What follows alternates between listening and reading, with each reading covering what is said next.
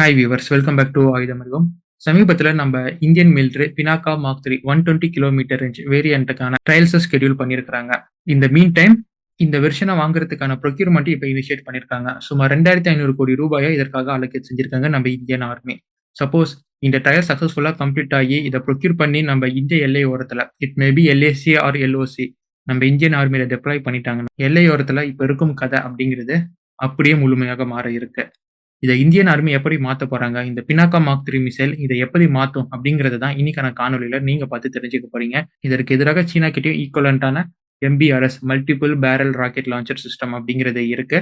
அதை எப்படி கவுண்டர் பண்ணி இந்திய டாமினன்சி அடைவாங்க அப்படிங்கிறது தான் நீங்க இன்னைக்கான காணொலியில தெரிஞ்சுக்க போறீங்க. நீங்கள் பார்த்து கொண்டிருப்பது ஆயுதம் அறிவோம். இது இந்திய defence update series. Let's dive into it நண்பர்களே.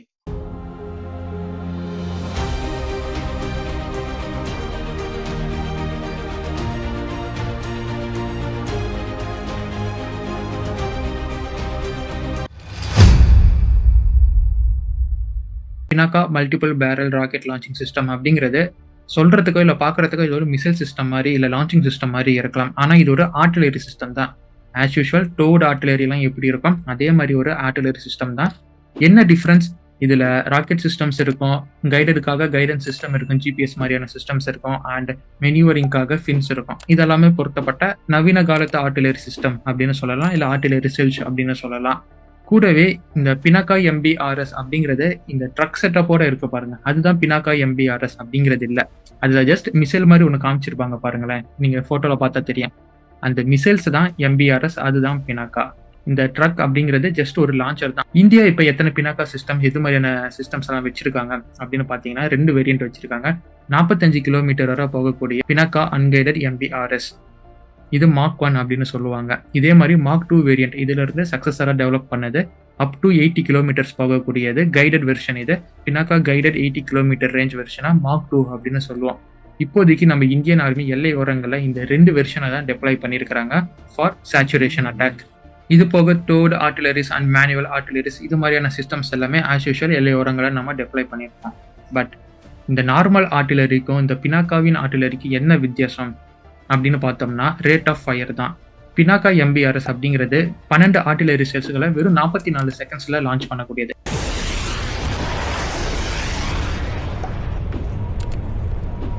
இதோட ரேட் ஆஃப் ஃபயர் தான் நார்மல் ஆர்டிலரிக்கும் இந்த பினாக்கா சிஸ்டத்துக்குமே வித்தியாசமா இருக்கு. நார்மல் சிஸ்டம்ஸ் எல்லாம் இந்த அளவுக்கு ரேட் ஆஃப் ஃபயர் கொண்டது இல்லை.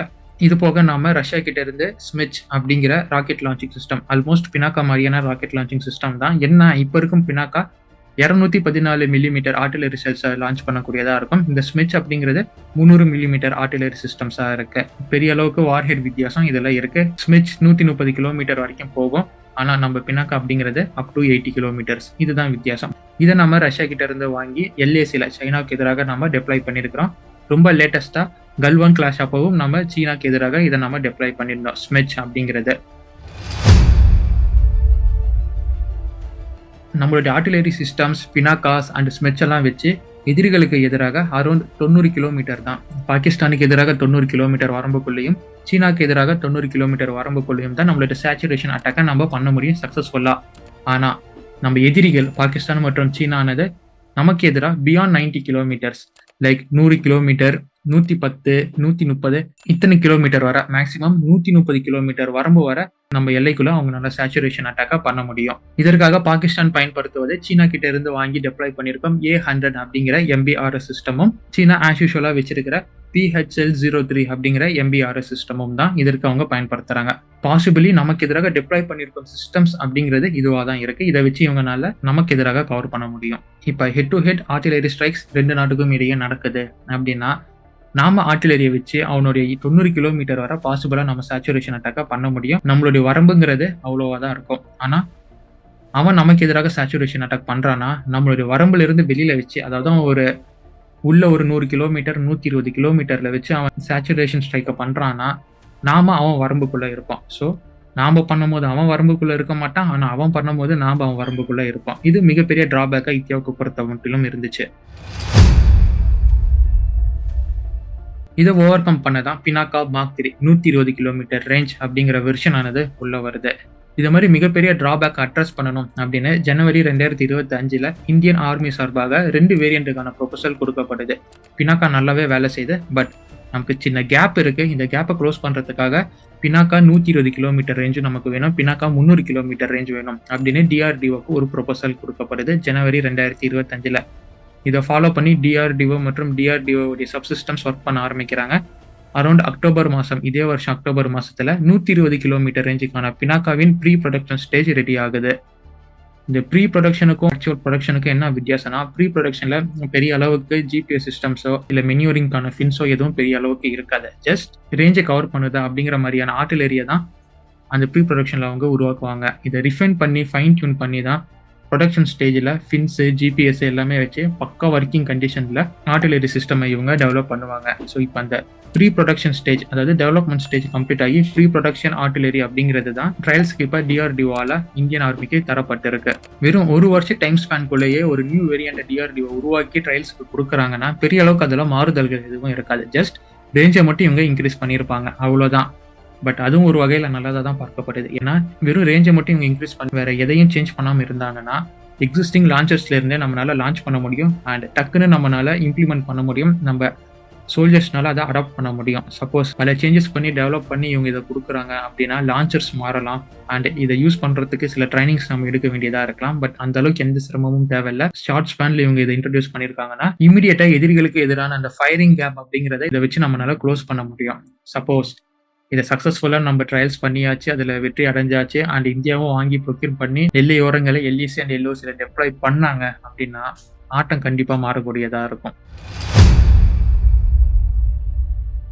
நீயும் 120 கிலோமீட்டர் ரேஞ்ச் அந்த வரம்பு வச்சிருப்பா, என்கிட்டயும் 120 கிலோமீட்டர் ரேஞ்ச் வரம்புங்கிறது இருக்கும். ஸோ ஹெட் டு ஹெட் மோதி பார்க்கலாம், யார் பலம் அப்படின்னு பார்க்கலாம் அப்படின்னு சைக்காலஜிக்கல் ரீதியாக இந்தியாவுக்கு ஒரு டாக்டிக்கல் அட்வான்டேஜ் அந்த இடத்துல இனிமேல் கிடைக்கும். ஃபயரிங் கேப் அப்படிங்கிறது க்ளோஸ் ஆகும். இது பெரிய அளவுக்கு எல்லையோரங்களில் நம்ம வீரர்களை பூஸ்ட் பண்ணக்கூடியதாக இருக்கும். இப்போ எல்லையோரங்களில் இது எப்படி சூழலை மாற்றும் அப்படின்னு கேட்டிங்கன்னா, பாகிஸ்தானை விடுங்க ஃப்ரெண்ட்ஸ், அவன் ஏற்கனவே 120 கிலோமீட்டர் A100 வச்சு நமக்கு எதிராக அவன் ஒன்றும் பண்ணலை, இனிமேலும் ஒன்றும் பண்ண போறதில்லை. ஸோ அவனை பற்றி பேசி டைம் வேஸ்ட் பண்ண வேணாம். பட் சீனா இருக்கிறான் பாருங்க, அவனுக்கு இந்த செய்தி கேட்டவனே தலையெல்லாம் வேர்த்திருக்கும். ஏன்னா இத்தனை நாள் வர 120 கிலோமீட்டரில் சேஃப் டிஸ்டன்ஸில் வச்சு நமக்கு எதிராக கேம் பிளே பண்ணிக்கிட்டு இருந்தான். ஆனால் இனிமேல் அந்த கேம் அவனுக்கு எதுப்படாது. ஏன்னா நம்மக்கிட்டையும் 120 கிலோமீட்டர் வச்சு பினாக்கா அப்படிங்கிறது இருக்கும். சீனா இந்தியாவுக்கு எதிரான LACல பெரிய அளவுக்கு PHL-03 அப்படிங்கிற மல்டிபிள் பேரட் ராக்கெட் லான்ச்சர்ஸ் தான் நமக்கு எதிராக டெப்ளாய் பண்ணி வச்சிருக்காங்க. அதுவும் அவன் எங்க டெப்ளாய் பண்ணியிருக்கானா, G219 அப்படிங்கிற ஒரு ஹைவேல தான் அவன் டெப்ளாய் பண்ணியிருக்கான். ரொம்ப க்ளோஸாகவும் ஆஃப் ரோட்குள்ளேயும் இல்லை ரக்கட் மவுண்டன் டெரன் ஏரியாஸ்ல அவன் டெப்ளாய் பண்ணல. ஜஸ்ட் ஒரு ஹைவேவை போட்டிருக்கான். அந்த ஹைவே G219 அப்படிங்கிற பேர்ல இருக்கு. அந்த ஹைவேல தான் அவனுடைய PHL-03 அப்படிங்கிற ஆர்டிலரி சிஸ்டம்ஸ் டெப்ளாய் செய்யப்பட்டிருக்கு. இந்த PHL-03 அப்படிங்கிறது ட்ரிக்கியா இருக்கும். ஏன்னா ரஷ்யாவின் அந்த ஸ்மிர்ச் அப்படின்னு பார்த்தோம் இல்லையா, அதுல இருந்து உருவாக்கப்பட்டது தான் PHL-03 அப்படிங்கிறது. ஸோ இதோடைய கெலிபரும் 300 mm தான் அண்ட் இதோடைய ரேஞ்சும் 130 கிலோமீட்டர் தான். பெரிய அளவுக்கு எந்த மாறுதலுமே இருக்காது. அதுல இருந்து உருவாக்கப்பட்ட சைனீஸ் வேரியன்ட் தான் இந்த PHL-03 அப்படிங்கிற ஆர்டிலரி சிஸ்டம்ஸ். அண்ட் 43 டன் எடை இருக்கும் காரணத்தினால பெரிய அளவுக்கு இதை சீனர்களால டிஸ்பிளேஸ்மெண்ட் பண்ண முடியாது. குறிப்பா ஒரு சில ஏரியாஸ்கள் எல்லாம் இருக்கு, ஐசி ஆர் மட்டி ஏரியாஸ்லாம் இதை அவங்களால டெப்ளாய் பண்ண முடியாது. பிகாஸ் இதோடைய பவர் லாஸ். இதுல இருக்கும் டீசல் இன்ஜின் ஆனது ஹை டெரன் ஏரியால ஆக்சிஜன் குறைவா இருக்கும் காரணத்தினால டிஃபால்ட்டாவே 20-30% இன்ஜின் பவர் லாஸ் அப்படிங்கிறது ஏற்படும். ஸோ இந்த இன்ஜின் பவர் லாஸ் காரணமாக அவன் பெரிய அளவுக்கு ரிஸ்க் எடுக்க மாட்டான். ஹை டெரைன் இல்லைன்னா மட்டி இல்லைன்னா ஐசி கண்டிஷன் ஓட்டிட்டு போனானா, சப்போஸ் அது மாட்டிக்கிச்சுன்னா இந்தியாவுக்கு அதை ஏற்ற சூழலா மாறிடும். அது மொபைல் பண்ண முடியாது, இந்தியா ஈஸியாக அதை போட்டு தள்ளிடும். இதன் காரணமாக தான் G219 அப்படிங்கிற ஒரு ஹைவேவை இந்தியாவுக்கு எதிரான எல்லை ஓரத்தில் இவன் போட்டு அந்த ஹைவேல இவன் சேஃபாக டெப்ளாய் பண்ணி பிளேஸ் பண்ணிட்டு இருக்கிறான். ஸோ அந்த ஹைவேல இருந்து இவன் உள்ள வரான் அப்படின்னா அரௌண்ட் ஒரு 10 கிலோமீட்டர் தான் அவனால உள்ள வர முடியும். அதை தாண்டி உள்ள வந்தானா அவனுடைய லான்ச்சர் சிஸ்டம் அப்படிங்கிறத கண்டிப்பா தொக்கா மாட்டி அந்த இடத்துல அந்த இந்தியாவுக்கு இது ஒரு ஆப்டிமல் கண்டிஷனா போயிடும் அடிக்கிறதுக்கு. அதனாலதான் இவன் அந்த இடத்துல பிளேஸ் பண்ணிட்டு இருக்கிறான். இந்தியாவுக்கு இந்த விஷயம் நல்லாவே தெரியும். PHL-03 கொண்டு அவன் எந்த அளவுக்கு நம்மளை தாக்குவான் அப்படின்னு இந்தியா ஓரளவுக்கு கால்குலேட் பண்ணி அவனுடைய தாக்குதல் வரம்பு என்ன அப்படின்னு இந்தியாவுக்கு தெரிஞ்சிருக்கும். பட் நம்ம பினாக்கா ராக்கெட் லான்ச்சிங் சிஸ்டம் அப்படிங்கிறது கம்ப்ளீட்டா கிளீன் ஷீட் டிசைன். அவன மாதிரி ஒரு சிஸ்டம்ல இருந்து காப்பி அடிச்சு டெவலப் செய்யப்பட்ட டிசைன் இல்ல.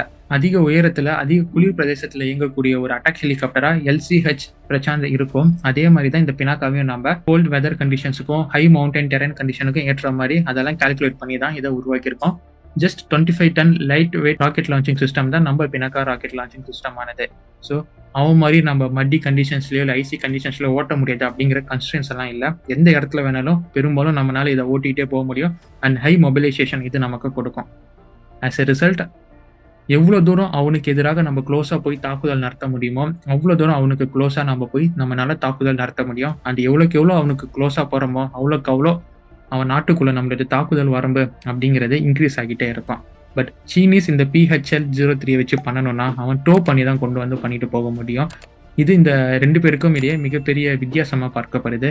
இந்த ஒரு சின்ன வித்தியாசம், ஆக்சிஜன் கம்மி, மொபைலிட்டி கம்மி அப்படிங்கிற இந்த சின்ன வித்தியாசம் கான்ஃப்ளிக்ட் நேரங்களில் இந்தியாவுக்கு பெரிய அளவுக்கு அட்வான்டேஜாக மாறக்கூடியதாக இருக்கும். ஸோ இது மூலமாக தான் நம்ம இந்தியானது எல்லை ஓரங்களில் மிகப்பெரிய அட்வான்டேஜ் அடைய போகிறாங்க Pinaka multiple barrel rocket launching சிஸ்டமாக கொண்டு. இது போக 120 கிலோமீட்டர் ரேஞ்ச் அம்யூனிஷன் அப்படிங்கிறது மேக் 4ல போகக்கூடியது. நினைச்சு பாருங்க, 44 செகண்ட்ல 12 ஆர்டிலரி மேக் 4ல போகுது அப்படின்னா S-400 அவன் டிப்ளாய் பண்ணியிருந்தாலுமே கம்ப்ளீட்டா எல்லாத்தையுமே அவனால நியூட்ரலைஸ் பண்ண முடியாது. அந்த அளவுக்கு லீத்தல் அந்த ரேட் ஆஃப் ஃபயர் கொண்டது தான் நம்ம பினாக்கா. ஸோ கண்டிப்பா சீனாவுக்கு இனிமேல் வருங்காலங்கள் ஒரு தலைவலியா இருக்க போகுது இந்த பினாக்கா மூலியமாக. பட் கதை இதோட முடியல. கூடுதலாக நம்ம நாவிக் அப்படிங்கிற GPS சிஸ்டமை பொறுத்திருக்கிறோம். இது இந்தியாவுக்காக உருவாக்கப்பட்ட positioning system which is unable to hack by Chinese. Within 24 monthsல நம்மளால நமக்கு தேவையான எல்லா ஆர்டிலரிஸுமே ப்ரொக்யூர் பண்ணி எல்லையில டெப்ளாய் பண்ண முடியும் with the help of 2 vendors. ஒரு வெண்டர்ஸ் இதை உருவாக்க போறது இல்லை. மியூனிஷன் இந்தியா லிமிடெட் மற்றும் சோலார் இண்டஸ்ட்ரீஸ், இந்த 2 நிறுவனங்கள் சேர்ந்து இந்த 2 நிறுவனங்களும் இந்தியாவுக்கான 120 கிலோமீட்டர் ரேஞ்ச் பினாக்கா மியூனிஷனை உருவாக்கி தர போறாங்க. ஸோ ஃபாஸ்ட் பேஸ் தான் இதை நம்ம இண்டக்ட் பண்ணலாம். அண்ட் ஃபாஸ்ட் பேஸ் தான் நமக்கு எதிராக இருக்கும் கேப்பை நம்ம க்ளோஸ் பண்ணலாம். கூடவே 300 கிலோமீட்டர் ரேஞ்ச் பினாக்கா மார்க் 4ங்கிற வேரியண்ட்டும் நம்ம டெவலப் பண்ணிட்டு இருக்கிறோம். அதுவும் டெப்ளாய் ஆயிடுச்சுன்னா கதை முழுசா கந்தல் ஆயிரும் பாகிஸ்தான் மற்றும் சீனாவிற்கு எதிராக. பினாக்கா மார்க் 3 120 கிலோமீட்டர் ரேஞ்ச் கொண்ட ஆர்டிலரி சிஸ்டம் எப்படி சீனா மற்றும் பாகிஸ்தானுக்கு எதிராக இந்திய எல்லையை செக்யூர் பண்ண போகுது அண்ட் அவங்களுக்கு எவ்வளவு பெரிய தொந்தரவு கொடுக்க போகுது அப்படிங்கறத தான் நீங்க இன்னைக்கான காணொலியில இன்டெப்த் அனாலிசிஸா பார்த்திருக்கீங்க. இது போக பல காணொலிகளை நீங்க பார்க்கணும் அப்படின்னா ஆயுதம் அறிவோம் அப்படிங்கிற நம்ம சேனலை சப்ஸ்கிரைப் பண்ணிக்கோங்க அண்ட் ஃபாலோ பண்ணி வீடியோ பார்த்து என்ஜாய் பண்ணுங்க மக்களே. Until it's signing off from ஆயுதம் அறிவோம் and stay tuned for next video. நன்றி, வணக்கம்.